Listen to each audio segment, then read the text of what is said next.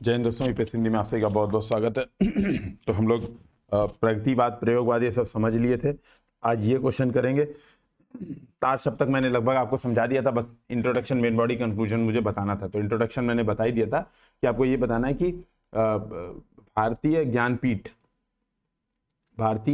ज्ञानपीठ से अज्ञेय के संपादकत्व में 7 कवियों, ठीक है, 7 कवियों की कविताओं का संग्रह तार सप्तक के नाम से जाना जाता है। ठीक है, तार सप्तक के नाम से जाना जाता है।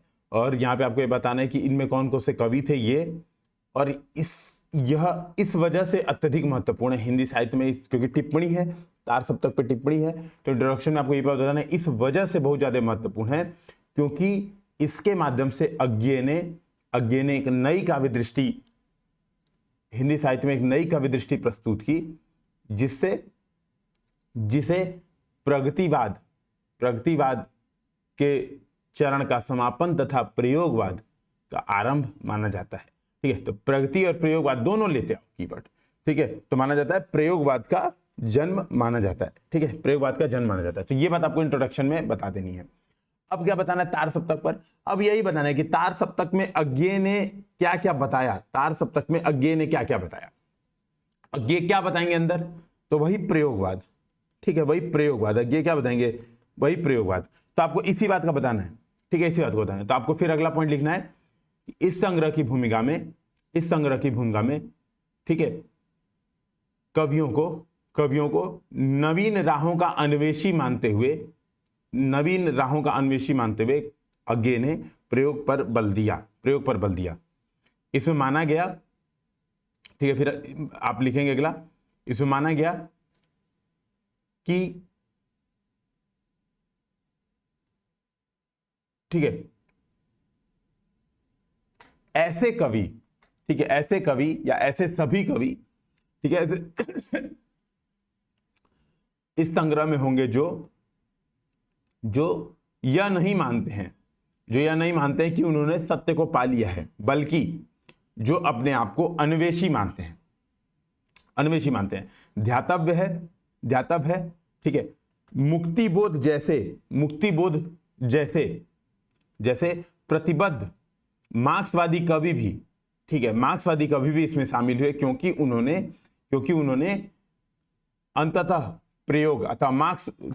अंततः मार्क्स या प्रगतिवाद में भी अपने प्रयोग यथा क्या किया? मुक्तिबोध क्या करते हैं?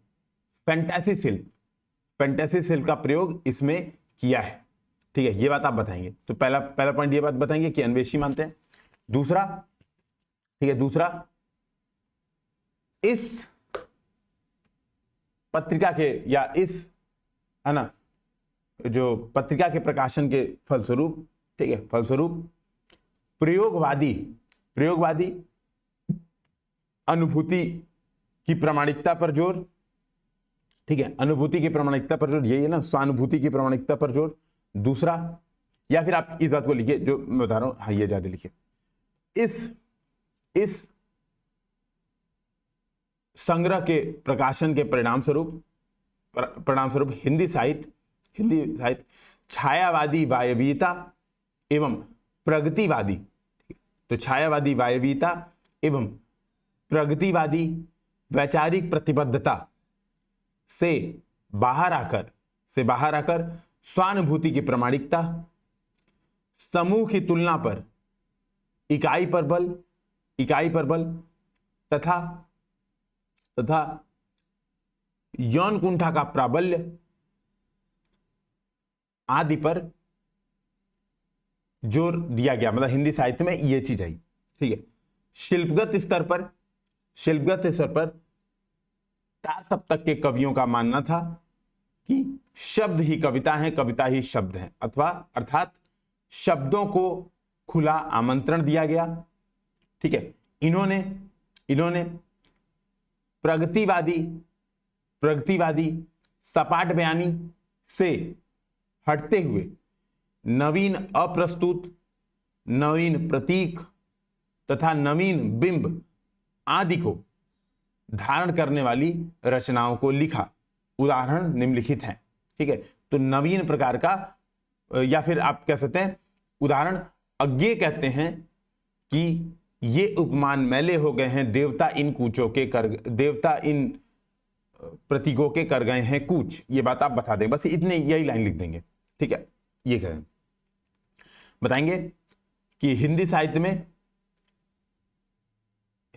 में तार सप्तक का संग्रह, तार सप्तक संग्रह, फिर कंक्लूजन नहीं देंगे, तार सप्तक संग्रह आगे चलकर न केवल नवीन राहों का अन्वेषी के प्रति अपनी प्रतिबद्धता को दर्शाते हुए आगे बढ़ा, बल्कि इसके कई संग्रह, दूसरा सप्तक, तीसरा सप्तक एवं चतुर्थ सप्तक भी प्रकाशित हुए। तो कंक्लूजन में बताएंगे दूसरा सप्तक, तीसरा सप्तक, चतुर्थ सप्तक भी प्रकाशित हुए। प्रयोगवाद की जो जो विशेषताएं हैं ना, जो जो बातें हैं, आप तार सप्तक के नाम से आराम से बता सकते हैं, एकदम बिंदास बता सकते हैं, ठीक है। तो इंट्रोडक्शन, मेन बॉडी, कंक्लूजन सब मैंने बता दिया, ये बात आपका हो जाएगा, ठीक है। अब हम आते हैं एक बार इस प्रश्न पे, प्रगतिवादी एवं प्रयोगवादी कविता की प्रवृत्तिगत भिन्नताओं को रेखांकित कीजिए। दोनों आप बहुत डिटेल में पढ़ चुके हैं। अब देखो एक बार थोड़ा सा सोचो, पहले तो टेबल बना लेना। जानते हो क्या करना, ज्यादा अच्छा होगा कि टेबल बना लेना। अब देखोगे मैंने क्या किया था, मैंने अपने नोट्स अगर मेरे पास हो तो देखिए ये सब क्वेश्चन बहुत महत्वपूर्ण है। क्यों? क्योंकि देखिए मान लो अगर प्रयोगवाद पे भी प्रश्न है ना, तो प्रयोगवाद का प्रश्न अपने आप में प्रगति पे तुलना करते हुए लिखिए। अब देखो मैंने क्या किया, एक टेबल बना लिया, ठीक है, टेबल बना लीजिए आराम से, प्रवृत्तिगत भिन्नताएं। भाई ये क्या था, देखो एक बार समझ लेना, पहले डायरेक्ट समझ लोगे तो बहुत अच्छे समझ में आ जाएगा। अभी मैं बताऊंगा भी, चीजों को करवाऊंगा भी, और हम लोग प्रयोगवादी है ना प्रवृत्ति को भी देख लेंगे, तो उसका लोड नहीं लेना है। लेकिन मैं समझना है आंसर को कैसे लिखना है, थोड़ा कीवर्ड्स क्या होने चाहिए। तो ये जो पन्ना है, जो मेरे नोट्स हैं, इसमें कीवर्ड्स हैं, वो वाले कीवर्ड्स हैं जो आपके आंसर में दिखेंगे, तो आपके आंसर को बहुत ही मजबूत बनाएंगे, ठीक है। तो ये क्या है, केवल कीवर्ड्स है ना, ये बात ध्यान रखिएगा। तो अब देखेंगे ये जैसे अब मैं थोड़ा सा एक बार यहीं पे समझा दे रहा हूँ, इस पन्ने के माध्यम से समझा दे रहा हूँ, फिर आगे बढ़ूंगा, जो भी चीजें बतानी हो बताऊंगा। तो मैंने पहले क्या किया, प्रयोगवाद में एक एग्जांपल सेलेक्ट कर लिया कि नदी के द्वीप का उदाहरण दूंगा, प्रगतिवाद में एक एग्जांपल कोई सेलेक्ट कर लीजिए, लाल झंडे को लाल सलाम टाइप का, लाल झंडे को लाल सलाम है ना, या तो ये वाला एग्जांपल सेलेक्ट कर लिए, कोई भी एक एग्जांपल सेलेक्ट कर लिए जो कि प्रगतिवाद को डायरेक्ट दिखाता हो कि हाँ ये मार्क्सवादी से। तो पहले मैंने ये दिमाग किया। अब देखेंगे यहां पर प्रगतिवाद क्या है, मार्क्सवादी वैचारिक प्रतिबद्धता को धारण करता है, मार्क्सवादी विचारधारा है। जबकि ये क्या करते हैं, प्रयोगवादी विचारधारा का निषेध करते हैं, कहते कोई विचारधारा रहे, विचारधारा का कोई मतलब नहीं है। आप अनुभूति की, ये लोग स्वानुभूति की प्रामाणिकता पर बल देते हैं, ठीक है, स्वानुभूति की प्रामाणिकता पर बल देते हैं। और इसमें क्या करते हैं, इसमें अज्ञेय कहते हैं वही सुनो कभी भावनाएं नहीं है सोता। बेसिकली ना ये लोग इलियट से प्रभावित थे, इलियट से, है ना, टीएस इलियट बहुत प्रसिद्ध पश्चिमी साहित्यकार हैं, उनसे ये प्रभावित थे, मतलब समीक्षक हैं बेसिकली, उनसे प्रभावित थे। इसका मानना था कि भाई देखो कोई भी रचना तटस्थ रहकर लिखी जा सकती है, और एक जो श्रेष्ठ कवि होगा वो अपने आप को उतना ज्यादा बार रखेगा, यानी जितना उसकी भावनाएं हैं और उसकी जो रचना है उसमें जितना ज्यादा गैप होगा, उसकी भावना और रचना में जितना ज्यादा गैप होगा, उतनी बढ़िया रचना लिखी जाएगी, ठीक है, उतनी बढ़िया रचना लिखी जाएगी, रचना को उतनी अच्छी मानी जाएगी। तो ये लोग क्या कहते हैं, स्वानुभूति की प्रामाणिकता पर बल देते हैं कि आप बाहर रह के अनुभूति करिए, बाहर रह के तटस्थ रह के वातावरण को देखिए, ठीक है। इसी बात को क्या कहता है, सामूहिकता और सामाजिकता। तो ये लोग किस पे बल देते हैं, प्रगतिवाद वाले, इस सामाजिकता पर। मनुष्य समाज से स्वतंत्र नहीं है, इनका मानना है, प्रगतिवादियों का ये मानना है। और ये कहते हैं इकाई पर बल, व्यक्ति समाज में स्वतंत्र है, कहते समाज से नहीं स्वतंत्र, भाई मत करो समाज से स्वतंत्र, समाज में तो व्यक्ति स्वतंत्र। और वही हम नदी के द्वीप हैं, नदी के द्वीप, हम रेत नहीं हैं, रेत रहेंगे तो बह जाएंगे, यही बात आगे यही कह रहे हैं भैया। आप समाज में ये हम नदी के द्वीप जो कविता है ना, बेसिकली वो व्यक्ति और समाज के संबंधों को ही दर्शाती है, व्यक्ति और समाज के संबंधों को ही दर्शाती है। तो जब हम नदी के द्वीप हैं आप बताएंगे, तो यही बात वो कह रहा है, इकाई पर बल और व्यक्ति समाज में स्वतंत्र है। ये लोग क्या करते हैं, समाज, इतिहास और भाषा पर बल देते हैं, ठीक है, समाज, इतिहास और भाषा पर बल। बेसिकली ऐसे समझो कि समाज में क्या चल रहा है, और समाज में जो चीज चल रहा है वो इतिहास के कारण हो रहा है। इनका ये कहना है कि अर्थव्यवस्था की उत्पादन प्रणाली इस प्रकार बन गई कि पहले का जो सामंतवादी है ना। इसको वही कहते हैं कि पहले के जो सामंतवाद थे या सामंत थे वे आज के पूंजीवादी बन गए हैं, इनका यही कहना है। और ये कहते हैं भैया भाषा ऐसी होनी चाहिए जो लोक जीवन को ग्रहण करती हो, सामंजस्य रखती हो, लोक भाषा, ठीक है, सामंजस्य रखती हो, है ना। और सपाट बयानी होनी चाहिए, सीधी बात है। भाषा का एकमात्र उद्देश्य होना चाहिए लोगों को क्रांति के लिए तैयार करना। मैं ये सब बातें जो बता रहा हूं यही लिखना है अंदर, बस ये पॉइंट्स हैं। देखो समझो, आप क्या करोगे अगर आप ये सोचो कि मैं केवल यही लिख के बता दूं तो काम नहीं चलेगा, ठीक है। अगर आप ये सोचोगे कि मैं केवल यही टेबल बना के लिख के चलो, नहीं, इसको एक्सप्लेन करना। ये बेसिकली आप ऐसे समझो दो चीजें हैं, या तो आप क्या करो, इसको आप 5 पैराग्राफ में आंसर लिखोगे, जब हम प्रगतिवाद या जो प्रगतिवाद और प्रयोगवाद की जो प्रवृत्तिगत भिन्नताएं हैं, या तो आप 5 पैराग्राफ में आंसर लिखेंगे, ठीक है, या फिर आप टेबल बनाएंगे तो अच्छा खासा गैप लेके प्रॉपर एक्सप्लेन करेंगे। तो जो एक्सप्लेन कर रहा हूं वही लिखना है अंदर, है ना, जो एक्सप्लेन कर रहा हूं वही लिखना है। अभी लिखवाऊंगा, अभी चिंता मत कीजिएगा, कई लोग डर जाएंगे कि सर यहाँ पे आपने एग्जैक्ट नहीं लिखवाया, है ना। तो अब मैं ये मान रहा हूं यार कि अब सीखे भी होगे, ऐसा मत करना यार कि मतलब आखिरी तक सर सब लिखवा दीजिए, हमारा तो बस वही काम चल जाए, है ना, ऐसा मत करना। बस 1 मिनट।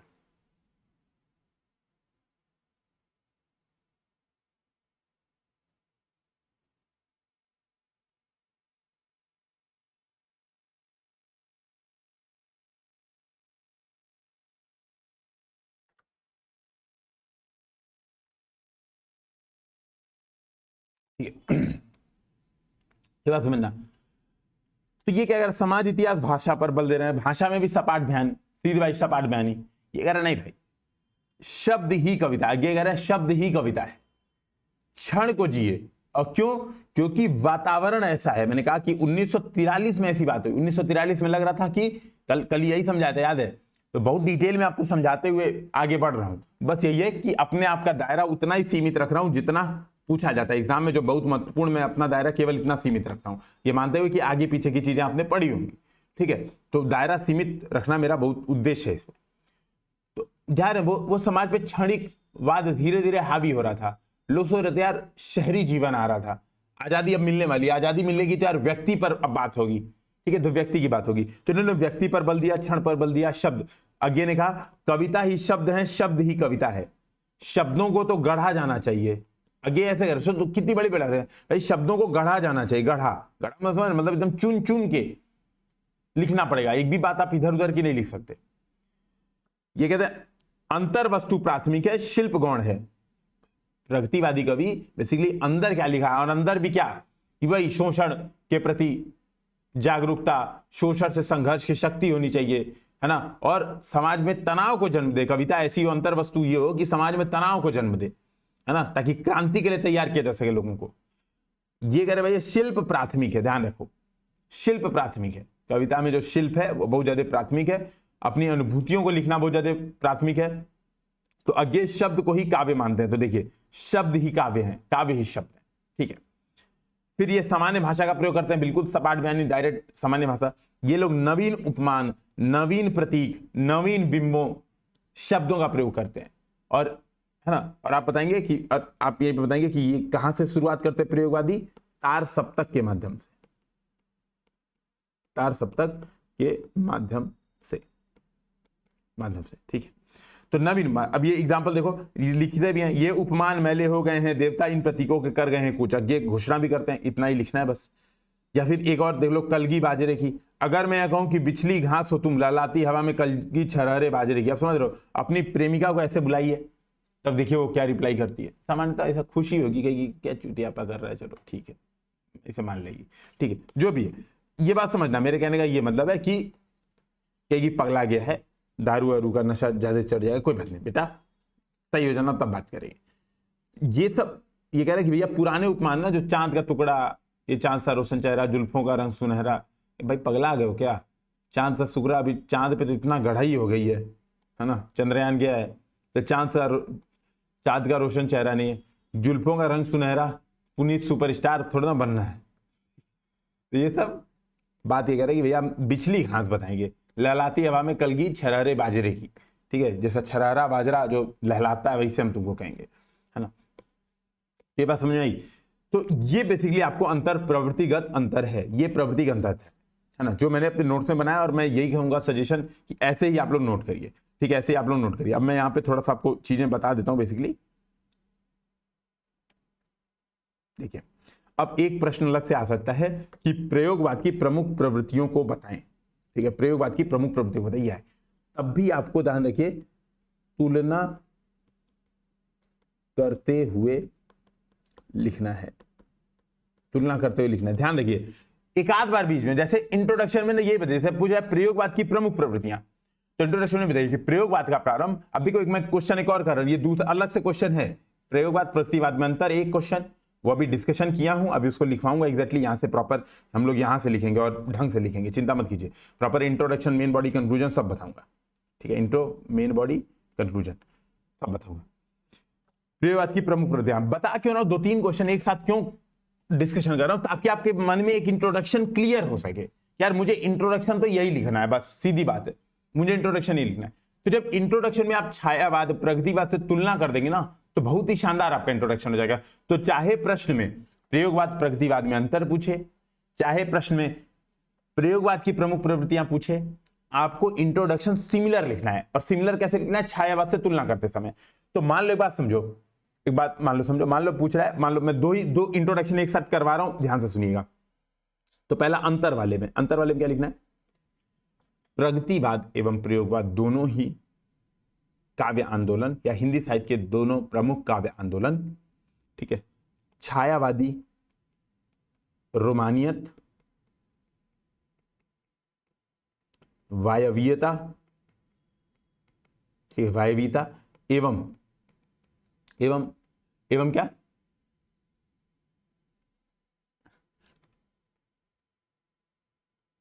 ये शब्द वाले को क्या बोलते हैं, बहुत उससे ही बोलते हैं, एक मिनट ये मुझे देखना पड़ेगा।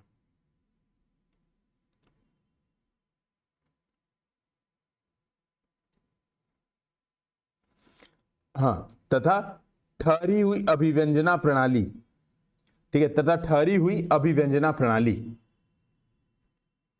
का विरोध करते हुए, का विरोध करते हुए या का विरोध करने वाली कविताओं का, या का क्या मैंने बताया था, एक बार स्टेटमेंट गड़बड़ा गया, ठीक है, कुछ कीवर्ड्स लिखवाए थे, हाँ वो ध्यान रखना है। तो प्रयोगवाद और प्रगतिवाद आप ऐसे लिखेंगे इंट्रोडक्शन कि प्रयोगवाद प्रगतिवाद दोनों ही या हिंदी साहित्य के दो प्रमुख आंदोलन हैं, जिनमें दोनों ने छायावादी, रोमानियत, वायवीयता एवं वही अभिव्यंजना शैली, ठीक है, वो अभिव्यंजना शैली का विरोध करते हुए हिंदी साहित्य को नवीन वैचारिक, नहीं मिक्स कर रहा हूं मैं, मेरा थोड़ा सा दिमाग कंफ्यूज आ रहा है, मतलब यहां से स्टेटमेंट बनाना है कि दोनों ने विरोध किया। मैं समझा दे रहा हूं, आप उसको लिख लीजिएगा, एक बार ट्राई कीजिएगा, थोड़ा सा लिखने आपको प्रैक्टिस हो। मैं ये समझाना चाह रहा हूं, छायावाद में रोमानियत था, वायवीयता थी और अभिव्यंजना प्रणाली इनकी अलग प्रकार की थी, ठीक है। प्रगतिवाद और प्रयोगवाद दोनों ही इससे अलग हिंदी साहित्य को देन है, ये बात बतानी है कि दोनों इससे अलग हिंदी साहित्य को देन है। इस अर्थ में दोनों के मध्य निम्नलिखित प्रवृत्तिगत भिन्नताएं दिखती हैं, ठीक। तो इंट्रोडक्शन समानता से, मेरे कहने का ये मतलब है, जो मैं अभी तक आपको समझाना पड़ रहा हूं, जो मैं शब्द नहीं बना पा रहा हूं, क्यों नहीं शब्द बना पा रहा हूं, समझिएगा, लिमिट है ना दिमाग के चीज सोचने की। तो मैं जब तक वहां तक पहुंच रहा हूं, लिखने वाले में क्या रहता है कि लिखते रहते हैं, ठीक है, लिखना इतना लंबा स्टेटमेंट बनाने के लिखने वाले में तो यहां तक लिखते रहते हैं, अब और आगे कंटिन्यू करते जाते हैं। लेकिन इतना बताने में मैं यहां तक जब तक बता रहा होता तो भूल जा रहा हूं स्टार्ट कैसे किया था, तो ये बार बार दिमाग चल नहीं रहा है। तो आप इस वक्त ये बताएंगे कि प्रवृत्तिगत भिन्नताएं भिन्न है, निम्नलिखित हैं, और फिर चाहे तो टेबल बना के, बेटर होगा कि आप क्या करिए ना, टेबल बनाए बिना वो लिखिए पैराग्राफ फॉर्मेट में, 5-6 पैराग्राफ में अपने आंसर को लिखिएगा। तो ये बात ध्यान रखिएगा, अंतर इस प्रकार आप बताएंगे, ठीक है, कि छायावादी, रोमानियत, वायवीयता, अभिव्यंजना शैली, ठीक है, से हटकर दोनों हिंदी साहित्य को एक नई राह दिखाते हैं, ऐसा समथिंग कुछ लिखिएगा। अब आते हैं थोड़ा प्रयोगवाद की प्रमुख प्रवृत्तियां। तो मान लो प्रमुख प्रवृत्तियां बता रहे हो प्रयोगवाद की, तो भी ये बात बतानी है। अब क्या करना है, इसमें प्रगतिवाद से भी अंतर बताना है। तो प्रयोगवाद तार सप्तक के माध्यम से, अज्ञे द्वारा संपादित तार सप्तक के माध्यम से, ठीक है, तार सप्तक के माध्यम से हिंदी साहित्य में एक नवीन आंदोलन के रूप में प्रसिद्ध हुआ, जिसने छायावादी रोमानियत, प्रगतिवादी वैचारिक प्रतिबद्धता या छायावादी रोमानियत एवं वायवीता तथा प्रगतिवादी वैचारिक प्रतिबद्धता का विरोध करते हुए हिंदी साहित्य में निम्न प्रमुख प्रवृत्तियां स्थापित की। ये बात आप लिख देंगे, ठीक है। तो दोनों में अंतर दिखाते हुए दिखा देंगे कि हिंदी साहित्य में तो ये क्या होता ना, एग्जामिनर को पता चलता है कि यार आपने प्रयोगवाद पढ़ा है, साथ में आपने इसको भी समझा है। क्या चीज? आपने प्रगतिवाद को भी समझा है, ठीक है। ठीक है, तो ये बात ध्यान में रखिएगा। तो एग्जामिनर को तब ढंग से समझ में आएगा कि यार प्रयोगवाद ने ये भी किया और ये भी किया, ठीक है। ये बात ध्यान में रखिएगा। अब क्या है संवेदना, तो संवेदनागत, और मैंने कहा था संवेदनागत और शिल्पगत है। अब देखो, अब थोड़ा सा इधर देखना, यहां पर देखोगे तो संवेदनागत में कितना ज्यादा है, 7 पॉइंट है संवेदनागत में। 7 पॉइंट बताने लगोगे तो वाट लग जाएगी, ठीक है, वाट लग जाएगी। अब क्या करना है आपको, यही बात ना 2-3 चीजें एक साथ मिक्स करके लिखना है, जैसे व्यक्ति, क्षण और वैचारिक प्रतिबद्धता, ये तीनों एक में लिखना है। भावुकता और नवीन राहों का अन्वेषण एक में लिखना है। मैं पहले क्लियर कर देता हूं, ठीक है, क्लियर कर देता हूं। यौन चेतना का प्राबल्य और शहरी प्रेम दृष्टि, ये एक में करना है। देखो बेसिकली ना, ये क्यों, एक चीज समझना, ये 3 पैराग्राफ में आपको ये बताना है संवेदनागत या भावगत, या भावगत आपको 3 पैराग्राफ में बताना है। इतना आप नहीं लिख सकते भाई, सीधी बात है। 2000 शब्दों में आंसर नहीं लिखना है, प्रश्न की डिमांड 2000 शब्दों में नहीं है। अब मैं लिखवाऊंगा, चिंता मत कीजिए, 3 पैराग्राफ में लिखना है। होता यह है कि फिर एक पैराग्राफ आपको शिल्प पे बताना है, एक पैराग्राफ आपको शिल्प पे बताना है, ठीक है। ये क्यों इतना ज्यादा दिया, क्योंकि कई बार हो सकता है ना कि प्रश्न में यही पूछ दे कि शहरी प्रेम दृष्टि, ठीक है, शहरी प्रेम दृष्टि, या फिर आप कह सकते हो शहरी तनाव या समथिंग के दृष्टि से प्रयोगवाद को स्पष्ट कीजिए, ऐसा समथिंग कुछ पूछ देगा, है ना। या प्रेम चेतना है, प्रेम दृष्टि के रूप से जो है प्रयोगवाद को स्पष्ट कीजिए। तो अगर इस प्रकार के प्रश्न रहता है तो ये कंटेंट दिया है। तो मैं बहुत सारे वो पूछने को तो फिर कुछ भी पूछ सकता है हिंदी साहित्य में। हम लोग क्या करेंगे, ब्रॉड पर्सपेक्टिव लेके चीजों को लिखते चलेंगे, एग्जाम्पल्स रटते चलेंगे, तो पूछेगा कुछ भी तो हम यहीं पे भिड़ा देंगे, यहीं भिड़ा देंगे। जैसे भाई एक वो है कि फूल क्या कहते हैं वो, झरे तो हाँ, ये वाला, ये ना, ये एग्जाम्पल याद करेंगे हम लोग, ठीक है ना। फूल को प्यार करो और झरे तो झर जाने दो, जीवन का सुख लो, दे मन आत्मा की रसना से, पर मरे तो मर जाने दो। वही बात है। जैसे आजकल क्या है, लोग डिप्रेशन में है कि भाई गर्लफ्रेंड छोड़ के चली गई। अब कल क्या हुआ, एक बच्चे का फोन आया। अब वो पहले तो बहुत परेशान था बेचारा, मैं नाम नहीं लूंगा, मैं जस्ट एक आइडिया दे रहा हूँ, बस बता रहा हूँ।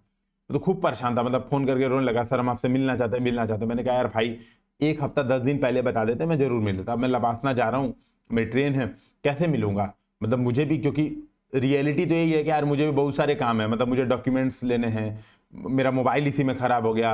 अब मोबाइल खराब हो गया तो आईफोन में सबसे बड़ा झंझट होता है ई सिम का। अब ई सिम ट्रांसफर कराने के लिए बार बार दौड़ो, तो 1 घंटा 2 घंटा वहां बर्बाद। तो मेरे पास इतने ज्यादा काम खुद ही लद गए आखिरी के 3-4 दिन, जब मैं लबासना जा रहा हूँ, है ना। तो इतने ज्यादा मेरे पास खुद को लद गए हैं कि मेरे पास समय ही नहीं है, मतलब घर मम्मी पापा से नहीं मिलने का समय है बार बार, कि थोड़ी देर बैठूं उनके साथ। तो मैंने कहा यार मिल तो नहीं पाऊंगा भाई, तुम बताओ प्रॉब्लम क्या है, मैं तुम्हारी प्रॉब्लम ना सॉल्व हो तो ये बताओ, मिलने से प्रॉब्लम सॉल्व होगी तो अभी नहीं मिल पाऊंगा, इसके लिए माफी चाहता हूँ। हाँ, प्रॉब्लम सॉल्व करानी है, कुछ मेरे से डिस्कशन कराना तो बताओ। तो फिर वो धीरे धीरे मैंने उसको नॉर्मल किया, उसको चीज़ों को थोड़ा मोटिवेट किया, समझा। तो वो ये बात कह पड़ा कि सर क्या हुआ कि अभी मेरा ब्रेकअप हुआ है, मतलब मैं बहुत ज़्यादा अंदर से टूट चुका हूँ। पहले एकदम प्यार से बतियाती थी, मतलब एग्जैक्टली वही बात बता रहा, पहले एकदम प्यार से बतियाती थी, बहुत हंसती खेलती थी, अचानक से पता नहीं क्यों मतलब एकदम अजीब बिहेव करने लगी। मैंने ये तो नहीं बोला कि यार तुम्हारा दोष हो सकता है, उसका दोष है। मैंने कहा देखो एक चीज़ है भाई, मैंने फिर उसको एग्जाम्पल दिया, मैंने कहा देखो एक चीज़ है, कई बार क्या होता है, तुम अगर एक व्यक्ति के चक्कर में अपनी पूरी जिंदगी बर्बाद कर देना चाहते हो तो बहुत गड़बड़ बात है। अब अज्ञे की कविता तो उसको समझ में नहीं आएगी, ठीक है, अज्ञे की कविता उसको नहीं समझ में आएगी, लेकिन थोड़ा सा समझिए। दूसरी बात, मैंने उसको यही करके मोटिवेट किया, मैंने कहा एक बात समझो, कई बार क्या था, हमारे मम्मी पापा हमारे बहुत क्लोज होते हैं, ठीक है, और एक समय के बाद सीधी बात है, सच्चाई यही है, रियलिटी, ये क्यों बता रहा हूं आपको, सर ये क्यों बता रहे हो इधर उधर बातें, रियलिटी है, यथार्थ है, नए प्रकार का यथार्थ है। ध्यान रखिएगा, नई ये जो ये प्रयोगवाद है, प्रयोगवाद में नवीन प्रकार का यथार्थ है जिसमें यौन कुंठा का प्राबल्य है, शहरी प्रेम दृष्टि है, यथार्थ सामाजिक समाजवादी यथार्थ नहीं है जो कि प्रगतिवाद में था। प्रगतिवाद का यथार्थ समाजवादी यथार्थ था। इसमें क्या है, इसमें नवीन प्रकार का यथार्थ है जो कि शहरी यथार्थ है, जो कि यौन कुंठा का प्राबल्य वाला यथार्थ है।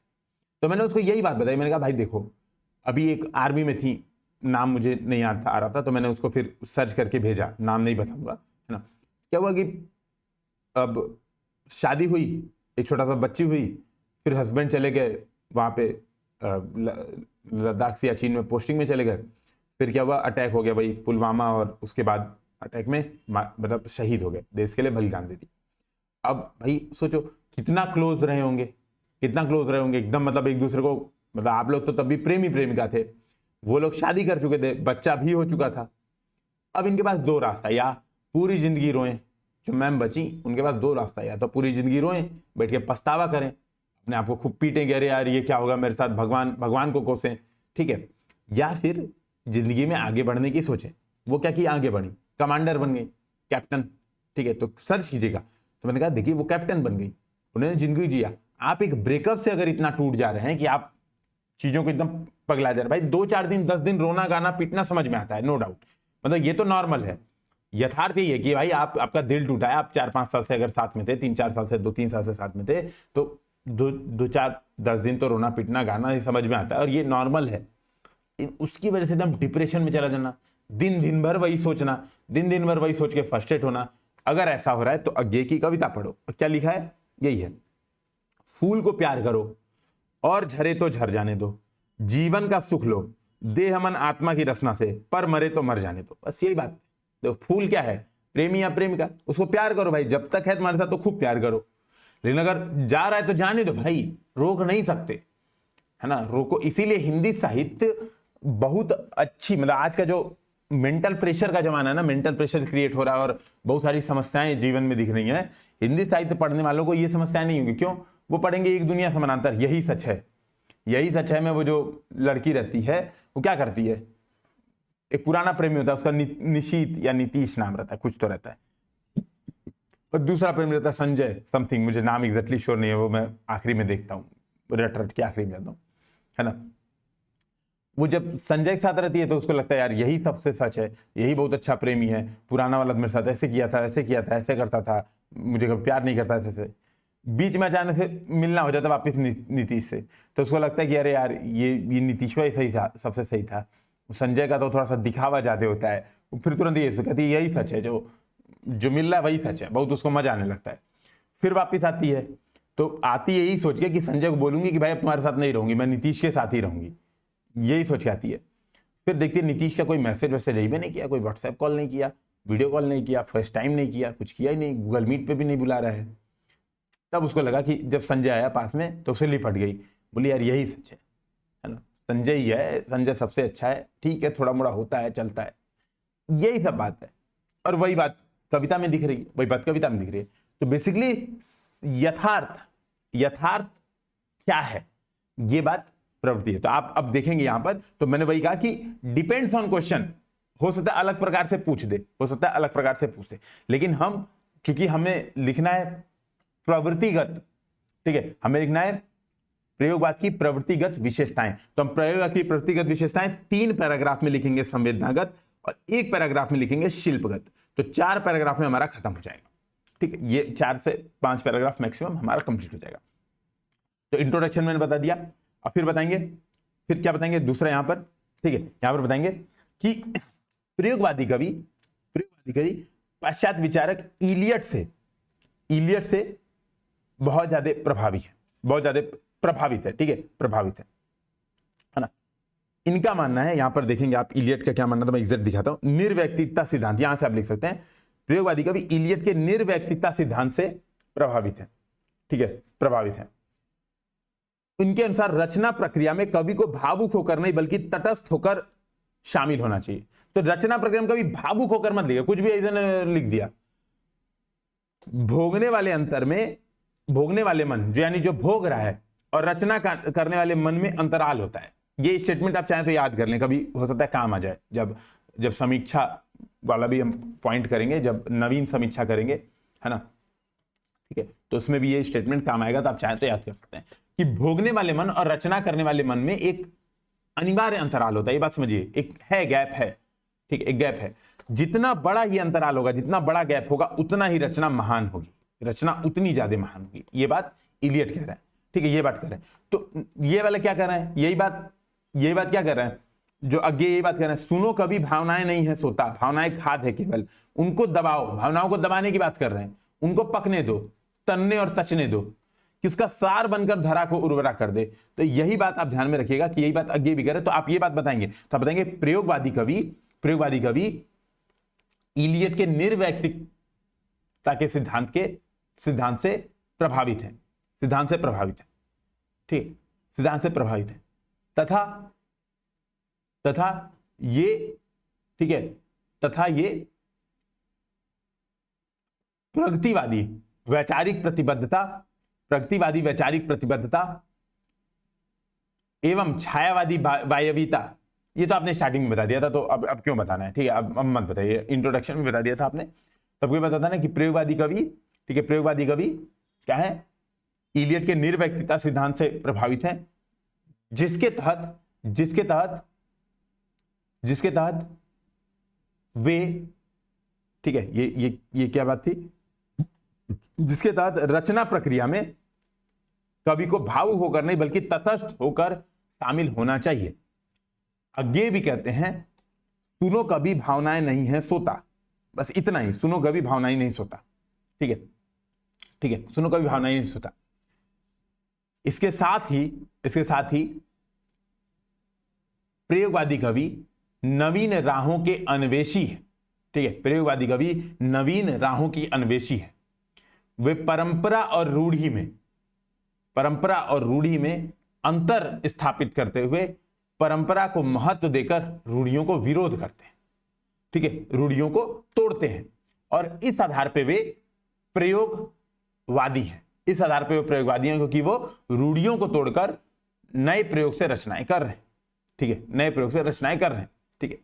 तो आप चाहें तो फिर यहां पर यह वाला एग्जाम्पल चाहें तो लिख सकते हैं, मन करे तो, हालांकि इतना लिख नहीं पाएंगे एग्जाम्पल में, ठीक है, एग्जाम्पल भी इतना लिख नहीं, क्यों, यहां पर आपने ये लिख दिया, क्योंकि ये दोनों बातें तो हमने एक पैराग्राफ में लिखी थी, तो आप ये वाला एग्जाम्पल एक पैराग्राफ के लिए बहुत है, मोर देन सफिशिएंट, अब मत लिखिए, चाहे तो रख सकते हैं आप याद।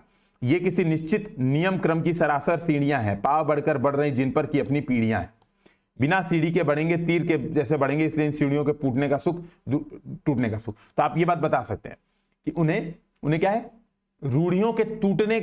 रूढ़ियों को तोड़ना उन्हें अत्यधिक सुखदायी लगता है। ये बात आप बता सकते हैं कि उन्हें रूढ़ियों को तोड़ना अत्यधिक सुखदायी लगता है। उदाहरण के तौर पे भवानी प्रसाद मिश्रा कहते हैं, इन सीढ़ियों के फूटने का सुख, टूटने का सुख। ये बात आप बता दीजिए। अच्छा, ये बात मैंने पिछली क्लास में बहुत डिटेल में डिस्कशन की थी कि परंपरा रूढ़ी क्या है ना। तो रूढ़ी क्या है, मार्क्सवादी विचारधारा, एकदम उसी को पालन करेंगे आंख बंद करके, हमेशा उसी को पालन करेंगे तो रूढ़ी बन जाएगी, परंपरा नहीं रह जाएगी, ठीक है। तो ये बात ध्यान में रखिएगा। अब तीसरा पॉइंट बताएंगे, ये कवि, ठीक है, फिर आप दूसरा पॉइंट बताएंगे, ये कवि यांत्रिकता के कारण किसी भी वैचारिक प्रतिबद्धता को निषेध करते हैं तथा समाज में व्यक्ति की स्वतंत्रता या फिर हाँ, ये लिखे, ये कवि अत्यधिक यांत्रिकता के निषेध के कारण किसी भी वैचारिक प्रतिबद्धता को निषेध करते हैं, है ना, निषेध करते हैं तथा व्यक्ति और समाज के संबंधों के संदर्भ में इनका मानना है कि व्यक्ति समाज में स्वतंत्र है, तथा इस आधार पर वे व्यक्ति के महत्व को स्थापित करते हुए कहते हैं, ये लिखना है, हम नदी के द्वीप हैं, वह हमें आकार देती है किंतु हम हैं दीप, ठीक है, ये ध्यान रखना है ना, किंतु हम हैं दीप, ठीक है, बस इतना लिखिए। तो ये इसका डॉट, वह हमें आकार देते किंतु हम हैं दीप, फिर चाहे तो फिर डॉट डॉट डॉट लिख के, किंतु हम बहते नहीं हैं क्योंकि बहना रेत होना है। तो ये इतने डॉट देके 5 लाइन आप लिख सकते हैं। 5 लाइन नहीं है, बेसिकली 5 पॉइंट्स हैं, बहुत ज्यादा बड़े नहीं है। तो ये बात आप बता सकते हैं कि व्यक्ति को क्या लिखा है, इनका मानना है व्यक्ति समाज से नहीं किंतु समाज में स्वतंत्र है। ठीक है, स्वतंत्र है, ये बात आप बताएंगे। ठीक है, और वैयक्तिकता रचना के लिए आवश्यक होती है। जब असाध्य वीणा भी हम पढ़ेंगे ना, देखेंगे असाध्य वीणा में भी यही बात चल रही है, असाध्य वीणा में भी अंतर नहीं चल रहा है। तो व्यक्ति को महत्व देते हैं। ठीक है, और इसके साथ ही इनका मानना है, प्रयोगवादी कवियों का मानना है कि अनुभूति क्षणजन्य होती है, इसलिए वे प्रगतिवादियों की तरह युगों के आधार पर काव्य अनुभूति का स्वरूप नहीं तय करते, बल्कि क्षण को महत्व देते हैं। तो ये बात आप इसको बताएंगे कि क्षण को महत्व देते हैं। ठीक है ना। ये असल में एक बुत सहसा उछली, ये क्या है, इनका यात्रा वृतांत भी है। ठीक है, अज्ञे का यात्रा वृतांत भी है बेसिकली। हाँ, तो मत इसको, इसमें एग्जाम्पल मत लिखिए, क्योंकि भाई कितना लिखेंगे, पूरा एग्जाम्पल में थोड़ा ना भरना है एग्जाम में। ठीक है ना। फिर आप बताएंगे चूंकि यह काव्य इस काव्य का या इस आंदोलन या प्रयोगवादी आंदोलन मुख्यतः स्वतंत्रता या प्रयोगवादी आंदोलन के समय भारतीय स्वतंत्रता अपने निर्णायक दौर में थी। इस समय रचनाकारों पर समाज की अन्य समस्याओं ने प्रभाव डाला तथा उन पर फ्रायड के मनोविश्लेषणवाद का भी प्रभाव पड़ा तथा इनकी रचनाओं में यौन चेतना की प्रबलता, ठीक है, यौन चेतना की प्रबलता है ना, यौन चेतना की प्रबलता तथा शहरी प्रेम दृष्टि दिखती है। ध्यातव्य है इनका प्रेम क्या है, बौद्धिक है। इनका प्रेम बौद्धिक है, शुद्ध भावनात्मक एवं काल्पनिक नहीं। छायावादी कवियों का प्रेम क्या था, भावनात्मक था, काल्पनिक था। उनको विरह में मजा आता था, है ना, मैं विरह में चिरकुट हूं, ऐसा वाली बातें कहते थे लोग। ये करे नहीं भाई, इनका प्रेम बौद्धिक है, शुद्ध भावनात्मक और काल्पनिक नहीं है। इसमें शरीरी पक्ष है, सीधी बात है, क्योंकि यौन चेतना की प्रबलता भी है, शरीरी पक्ष है। ठीक है, शरीरी पक्ष है, सीधी बात है। ये मानते हैं कि प्रेम का मतलब दोनों की जरूरत है भाई।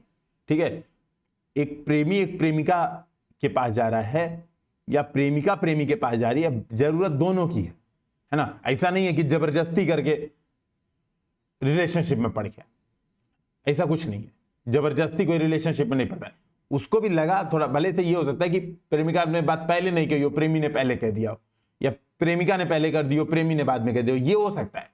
जरूरत दोनों को है, सीधे ये बात बोलते हैं कि समर्पण भाव ऐसा नहीं कि एकदम समर्पित हो जाओ, नहीं, दोनों की जरूरत है। एक व्यक्ति कह रहा है हमें नहीं रहना, सब में मत रहो, जाओ, फूल को प्यार करो और झरे तो झर जाने दो, जाओ, दूसरा पकड़ेंगे। यही बात ये कहना चाह रहे हैं, तू नहीं कोई और सही, कोई और नहीं कोई और सही, यही वाली बातें ये कहना चाह रहे हैं। तो अब आप ये एग्जांपल बताएंगे कि प्रेम के प्रति वह समर्पण भाव नहीं दिखता है, फूल को प्यार करो और झरे तो झर जाने दो, बस इतना ही लिख दीजिएगा, इनका ये कहना है। अब बेसिकली थोड़ा सा ये बात चाहे तो ये समझ लें, इनका ये भी कहना था कि आज के समय सामान्य मनुष्य का मन यौन कुंठाओं से भरा पड़ा है और नैतिकता का निर्धारण यौन संबंधों से नहीं हो सकता। ये मैंने आपको बात बताई कि शहरी प्रेम दृष्टि है जिसमें यौन चेतना का प्राबल्य है। तो जब अगर अलग से पूछ देना कि शहरी दृष्टि से प्रयोगवाद को अवलोकन करें, तो ये सब बातें तब आपको बतानी है कि यौन कुंठाओं से भरा हुआ है और यौन कुंठाएं नैतिकता को निर्धारित नहीं करती। अगर उस समय की आप उसके बाद की आप विभिन्न रचनाएं देखेंगे ना, बहुत सारे नाटकों को देखेंगे, तो यही सब लिखा गया है, जैसे आधे अधूरे में भी यही सब बातें हैं। ठीक है, आधे अधूरे में भी यही सब बातें हैं। तो बेसिकली यही बात क्लियर कट है कि एक व्यक्ति 2 लोगों के साथ या 3 लोगों के साथ अगर सेक्सुअल रिलेशनशिप में रह रहा है तो अनैतिक नहीं है, वो अनैतिक नहीं है जब तक वो अपनी सभी सामाजिक जिम्मेदारियां पूरी कर रहा है। इनका ये मानना है, इनका ये बात मानना है, अज्ञे या फिर ये जो प्रयोगवादी कवि है इनका ये बात मानना है, क्योंकि यौन कुंठाएं भरी हैं, उनकी यौन कुंठाएं भरी हैं, उनकी यौन इच्छाएं पूरी नहीं हो पा रही, इसीलिए वो 2-3 लोगों के साथ जा रहा है। सिंपल सी बात है, इनका यही कहना है। ठीक है, तो ये हो गया। अब आप बताएंगे, ठीक है, प्रयोगवादी कवियों ने फिर आप अब क्या बताएंगे, शिल्पगत स्तर पर अगर ध्यान दें, शिल्पगत स्तर की प्रवृत्तियों को देखें तो प्रयोगवादियों ने शिल्प को अत्यधिक महत्व दिया। इनका मानना है कवि तथा अकवि में मूल अंतर अभिव्यक्ति सामर्थ्य का ही होता है, संवेदना का नहीं। ठीक है, संवेदना का नहीं। ठीक है, तो अब क्या बताएंगे, अब ये सब मिक्स कर देंगे एक ही पैराग्राफ में, चाहे 2-3 पैराग्राफ में कर देंगे, ठीक है। तो इन्होंने ठीक है, या प्रयोगवादी कवियों की भाषा इन्होंने भाषा को काफी महत्व दिया, ठीक है, तथा तत्सम, तद्भव, अंग्रेजी आदि विभिन्न स्रोतों से शब्दों का चयन किया, मतलब फिक्स नहीं है, कोई भी शब्द मिक्स करके बहुत सारी कविताओं में मिक्स शब्दावली का प्रयोग किया। तो तत्सम, तद्भव, अंग्रेजी आदि विविध स्रोतों का प्रयोग किया, ठीक है, तथा लक्षणा शक्ति का अत्यधिक प्रयोग दिखता है, ठीक है, लक्षणा शक्ति का अत्यधिक प्रयोग दिखता है। संज्ञा से क्रिया और विशेषण आदि बनाने की प्रवृत्ति दिखती है, उदाहरण हरा से हरिया, यह बात आपको बतानी, ठीक है। चूंकि इस समय कविता पाठ्य का विषय बन गई थी, पठन पाठन का विषय बन गई, बेसिकली पहले क्या थी, कविता मंचों पे जाके कहते थे, अभी पठनीय कविता बन गई थी, मतलब लिखे पढ़ के मजा आए, किताबें बिक रही हैं, मार्केट में बिक रही हैं, क्योंकि प्रिंटिंग प्रेस बहुत ही डेवलप हो गया था, सस्ते दामों पे अच्छी खासी चीजें प्रिंट हो सकती। तो अब कविता के लिए आर्ट ऑफ रीडिंग जरूरी हो गई थी, कि ऐसा लिखो कि मजा आए पढ़ने वाले को, चीजें दिखें। तो इस वजह से इन्होंने क्या किया, संज्ञा से क्रिया और विशेषण इत्यादि बनाए, जैसे छंद से छंदित, कुछ ऐसा लिख दीजिए, ठीक है। इन्होंने नए प्रकार के अप्रस्तुत विधान, नए प्रकार के उपमान तथा नए प्रकार के प्रतीकों का प्रयोग किया। उदाहरण अज्ञेय का मानना है, या फिर आप कह सकते हैं उदाहरण अज्ञेय ने कलगी बाजरे की जैसी रचनाएं नवीन उपमानों के लिए की, और उनका साफ मानना है कि ये उपमान मैले हो गए हैं, देवता इन प्रतीकों के कर गए हैं कूच। तो ये बात आप बताएंगे, सीधी ये बात आप बताएंगे, ये उपमान मैले हो गए, देवता इन प्रतीकों कर गए हैं कुछ। तो नवीन प्रकार के प्रतीक और प्रस्तुत विधान, ये सब बात आपने एक बार में ही बता दी, ठीक है, एक बात में आपने बता दी, ठीक है। फिर आप बता देंगे, है ना, ये हो गया। तो फिर इसके बाद बता देंगे कि छंद, काव्य रूप और बिंब की दृष्टि से भी इन्होंने बहुत सारे नए प्रयोग किए, और इस आधार पर प्रयोगवादी काव्य एक प्रमुख आंदोलन के रूप में शीघ्र ही स्थापित हो गया। तो ये बात आप प्रवृत्तिगत विशेषताओं में बता के कंक्लूजन दे दें, ठीक। अब क्या है, देखो एक प्रश्न अलग से आ सकता है कि शिल्प बताओ, तो शिल्प पे आप थोड़ा पढ़िए। अब मैं हर प्रश्न लाइन से तो कराऊंगा नहीं, क्योंकि फिर तो ऐसे हम करते करते भाई पूरा हिंदी साहित्य पढ़ डालेंगे, ठीक है। मुझे जो इंपॉर्टेंट लग रहा है मैं वही करा रहा हूं, बाकी सारे नहीं करा रहा, ठीक है। तो ये भी हो गया, और हमारा प्रगतिवाद प्रयोगवाद में अंतर भी हो गया। बस क्या करना है, ठीक है, यही चीजें लिखनी है, बस अंतर दिखाते हुए लिखनी है। और ये जो 5 पॉइंट है आपको एक्सप्लेन किया हूं, इंट्रोडक्शन भी करवा दिया, मेन बॉडी में यही 5 पॉइंट एक्सप्लेन करना है, एक एक दो एग्जाम्पल डालने हैं, ठीक है। जैसे जो शब्द, क्षण और व्यक्ति पर महत्व वाला वही एग्जाम्पल, हम नदी के द्वीप हैं, ये वाला एग्जाम्पल देंगे ना, ये वाला एग्जाम्पल दीजिएगा, ठीक है। तो इस आधार पे आप अंतर बताइएगा, ठीक है। एक दो एग्जाम्पल ये वाले दे लीजिएगा, मार्क्सवादी विचारधारा वाले, भाई लाल झंडे को लाल सलाम, लिखिए इसका आंसर, लिख के दिखाइए, ठीक है। लिख के डिस्कशन ग्रुप पे पोस्ट कीजिए, ठीक है, डिस्कशन ग्रुप पे पोस्ट कीजिए, देखते हैं इसको, और टैग कर दीजिएगा गौरव को, ठीक है, गौरव नाम का एक आईडी होगा, उसको टैग कर दीजिएगा, ठीक है। तो फिर नेक्स्ट क्लास में हम लोग अब थोड़ा कवियों पे आते हैं। अब अज्ञेय को कर लेंगे, अब निराला का एक क्वेश्चन रह गया था उसको कर लेते हैं, अज्ञेय को कर लेते हैं। अब इसके बाद हम लोग नागार्जुन करने लायक भी हो गए, नागार्जुन और मुक्ति बोध पे भी एक दो प्रश्न करने लायक हो गए। क्यों, पेपर 2 में ये लोग डिटेल में है, पेपर 2 में, लेकिन चूंकि जो मुक्ति बोध की अंधेरे में है वो पेपर 2 का सिलेबस का हिस्सा है नहीं, तो अंधेरे में का एक क्वेश्चन यही कर लेंगे हम लोग, एक क्वेश्चन यही कर लेंगे, ठीक है। तो इसको आप लोग करिए, और फिर हम लोग मिलते हैं नेक्स्ट क्लास में। जय हिंद, जय भारत। अच्छा, थोड़ा आगे आगे पढ़ के आइए, क्योंकि अभी जब जैसे आएंगे आपके मुक्ति बोध, नागार्जुन, तो मेरी तरह अगर काम चलाओगे, मैंने क्या कहता है, मैंने चीजों को रट लिया था, मैंने मानते हुए रट लिया था कि भाई हो गया, मुझे समझ में नहीं आई थी चीजें, ठीक है। लेकिन समझना चाहते हो तो थोड़ा पढ़ना पड़ेगा। मैं तो भाई मुक्ति बोध को तो एकदम रटा था, मतलब यहीं पे एक बोर्ड लगाया था पीछे बड़ा सा, उसी बोर्ड पे लिख लिख के खूब याद किए थे। जैसे मुक्ति बोध अंत में जो आलोचना है शुक्ल जी के जो निबंध हैं, जो ललित निबंध हैं, इसके अलावा जो और लोगों के जो निबंध हैं, मैंने खूब रटे थे, मतलब दिनों भर रटता रहता था वो।